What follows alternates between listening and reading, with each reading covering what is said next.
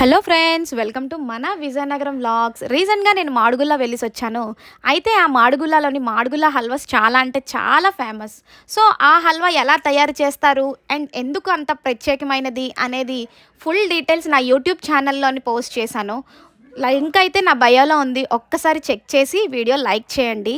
And ఇంతకీ ఇది ఎక్కడ ఉందంటే విశాఖపట్నం జిల్లాలోనే. మీకు చోడవరం ఐడియా ఉంటే ఆ చోడవరంకి దగ్గరలోనే ఉంటుంది ఈ మాడుగుల మండలం.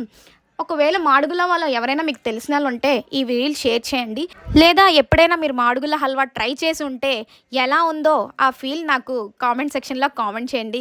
ఇంతకీ టేస్ట్ వచ్చరికి చాలా సాగుతుంది హల్వా అయితే మాత్రం. మొత్తం అంతా నెయ్యితో డ్రై ఫ్రూట్స్తో ఎంత బాగుందంటే నోట్లో వేసుకుంటే కరిగిపోయేటట్టు ఉంది ఆ టేస్ట్. ఎప్పుడైనా సరే మీకు కావాలంటే ఆర్డర్ కూడా చేసుకోవచ్చు.